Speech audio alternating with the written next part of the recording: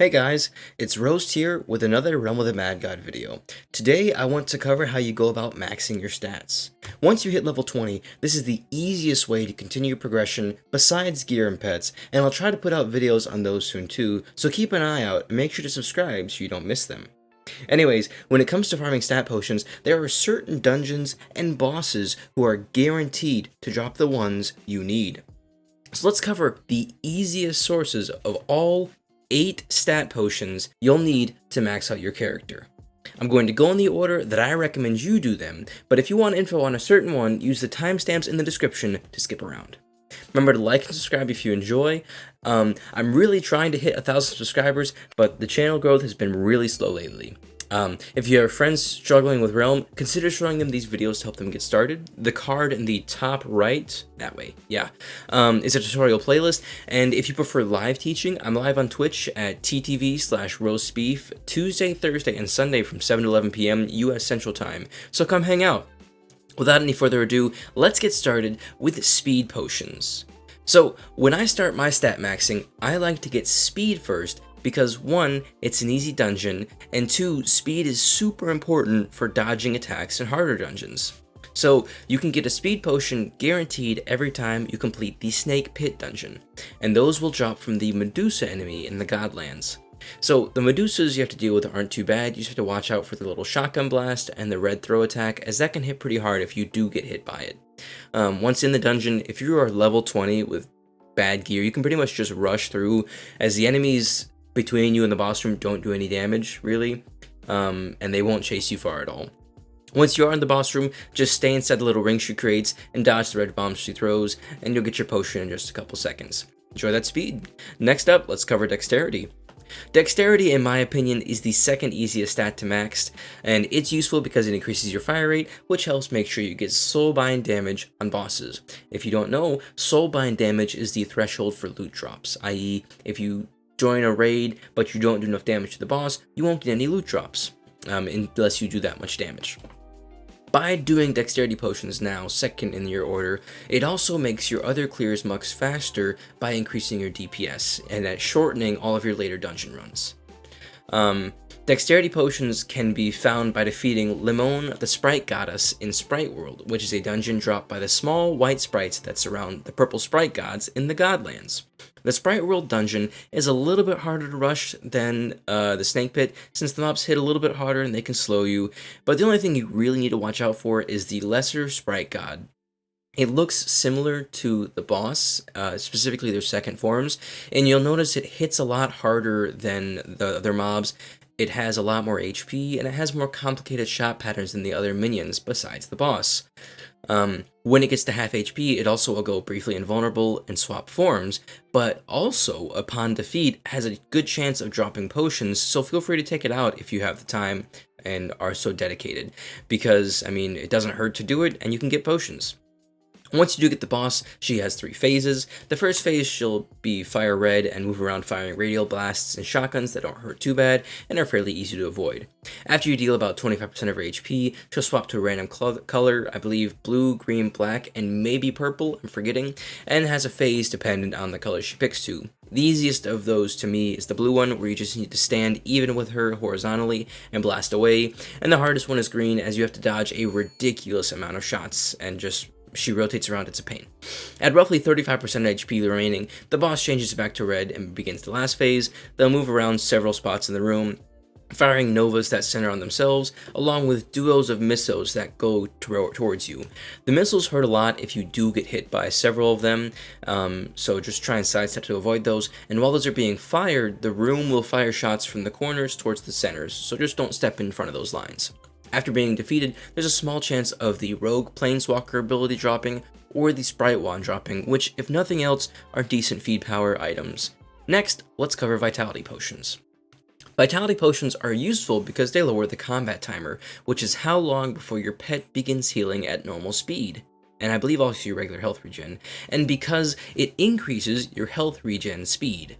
This obviously is very important for increasing your survivability. Vitality potions can be found by defeating Malphas in the Abyss of Demons, which is a dungeon dropped by the demon gods found in the Godlands. Malphas's fight is a little bit harder than the previous two dungeons we've covered. You'll want to stand inside the circle his minions create if you can, and slowly rotate around to dodge his shots for the first two phases. Once he swaps to his third and final phase, the strategy turns more to running away outright, depending on your DPS and confidence, and for that one, that's really all I can say. Good luck. After Vitality is done, I like to max out my defense, because a high defense helps keep you up for longer as well.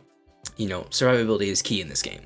You can max out your defense by farming a variety of dungeons, as it does drop from a lot of different places, but the one best place to farm it would be the Toxic Sewers, where it drops from the Slime Lord Gulport. The Toxic Sewers, in turn, drop from the Slime Gods in the Godlands. Gulport's fight isn't too scary, but for a new player, dealing with the sickness that happens when you step into the slime in the toxic, or the sewage in the Toxic Sewers, can be rough, and the mobs in that dungeon, or the minions, are actually kind of tough to deal with, so watch out for them. They tend to run at you pretty quickly, and their attacks do hit pretty hard, so watch out for those. Depending on your class, attack or wisdom can be next. Wisdom boosts your mana regen and other class ability scalings, whereas attack will just straight up boost your weapon damage. If you're a spellcaster like Wizard or Priest, Wisdom is a good first, otherwise you're going to want to go for the attack. Assuming you're Wisdom based, you can get that by killing the bosses in Undead Lairs or Cursed Libraries. Undead Lairs are the easier of these two dungeons, and these dungeons will drop from, Undead Lairs will drop from Ghost Gods, while Cursed Libraries drop from Beholders, both of which can be found in the Godlands. Undead Lairs are pretty easy to rush without too much concern once you've done them a few times. Most of the mobs don't hit too hard, but Cursed Libraries are a bit more dangerous and more complicated, like just more intricate, but they also have two bosses for potentially more wisdom and loot per clear. Attack potions, on the flip side, will be found all over the place in a similar way to defense, but primarily in an easiest dungeon, in the Puppet Master's Theater. The Puppet Master's Theater drops from Leviathans in the Godlands, and it's easy-ish to rush if you are a melee class with high DPS to break through the barriers. Otherwise, you may get caught in rooms with lots of mobs and die, so it's best to clear slowly and safely if you're not a high DPS class that can just burn through those barriers before the mobs catch you. Once you've maxed out all your stats but life and mana, first of all, congrats on hitting 6 of 8. That's awesome. Unfortunately, the last two pots are the hardest to farm, and these dungeons can really be a pain in the butt to deal with. Starting with mana, it can be found in Ocean Trenches, Crawling Depths, and Ice Caves. Of these three, I would rate Ice Caves, then Crawling Depths, then Ocean Trenches in order of easiest to hardest. The Crawling Depths and Ocean Trenches drop respectively from the Sting Spider and the Hermit God in the Godlands, whereas the Ice Caves drop only from the Lord of the Lost Lands world boss. Each of these dungeons pose unique threats. The Ice Caves are covered in slippery ice that impede movement, although their boss fight isn't too bad, and the Ocean Trench has a breath mechanic that requires you to get fresh air every so often, along with a pretty difficult boss fight. And then the Crawling Depths, while it doesn't have any crazy terrain disadvantages, it has a very difficult boss fight and a very dangerous boss fight, really. It's just scary. I'm always terrified when I run in there.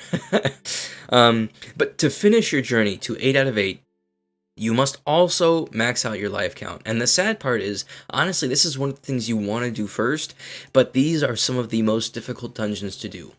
So I like to save it for last, even though it's very beneficial to do it early, if you can. To do this, the easiest 3 dungeons, and again this is going to be relatively speaking because these are 3 difficult dungeons, are the Deadwater Docks, the Woodland Labyrinth, and the Tomb of the Ancients. Each of these dungeons can also drop other potions, but the real prize here is the life potions. Deadwater Docks drops from the Corsair Crab mob in the Godlands. Woodland Labyrinth is essentially a heroic version of the Forest Maze from early on, and drops from the Great Owl enemy in the Godlands. And lastly, the Tomb of the Ancients drops when the Grand Sphinx is defeated, and features a scary fight against 3 boss enemies at once.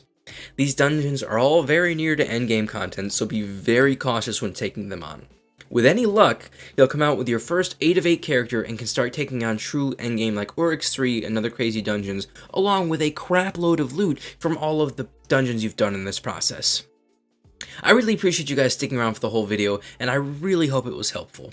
If there is a topic you need covered, please let me know, because I'm sure there are hundreds of other people that need that help too that just won't say it, so ask for them. Please also consider liking and subscribing to help me grow the channel. I'd really love to create more videos for you guys, but I need to know that you guys want those videos, and then I will make them. With all that said, I hope you guys can come for the stream sometime, but until the next video, keep it beefy, boys. Hello there.